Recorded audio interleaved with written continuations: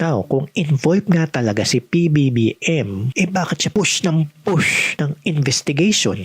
Sa isip natin, thinking ng mga Pinoy, may investigation kaya lalabas yung totoo dyan. But in reality, hindi agad lumalabas. Minsan, lumalabo pa. So what PBBM did? Nag-conduct ng multiple investigation. Ito nga ang Senate probe na may humaharang pa to discover the truth. Then, binuo yung ICI. Tapos, ginawang DPWH itong si Secretary Dizon. Pinakawalan sa media, pinapunta sa mga iba't ibang lugar para tingnan yung mga flood control projects. Ay, hindi pala iba-iba. Doon lang pala sa mga kalabang distrito pinacheck. Do you think madaming nag-iimbestiga mas okay? Tingnan nyo yung structure. May Senate inquiry, may agency reports, may technical submissions. Pero walang iisang sagot, kundi multiple layers of process lang. Bureaucracy doesn't just organize work, it distributes responsibility. At pag na-distribute ang responsibility, lumalabo ang accountability. Paano to gumagana? First, convert the issue into a process. From kung sino ba ang may kasalanan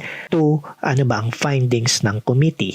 Second, translate blame into a technical language. Simpleng ano lang sana ituro kung sino may kasalanan pero nagiging delay, procurement issue, compliance gap. Third, fragment responsibility. Hati-hatiin yung responsibility. Sa Senate, oversight lang yan. May pumipigil pa. Then yung ICI, gumawa ng report, pinadaan muna kay PBBM. Pagkakatiwalaan pa ba yung report na yun? Then itong si Dizon, nagpapogi lang sa media. Walang isang may buong pananagutan. Lahat may parte, walang sentro.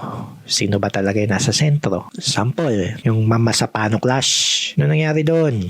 After na incident, nagkaroon ng Senate hearings, Board of Inquiry, multiple reports, lahat may kanya-kanyang findings. Pero, iba-iba yung emphasis. Merong operational failure, chain of command, miscommunication, bla bla bla. Puro paliwanag. Pero yung may pananagutan, konti lang. So kapag dinaan sa process, yung tanong, nagiging report na lang yan. Documents na lang yan. And yung CC, nagiging technical na lang. So yung dating malinaw, nagiging komplikado.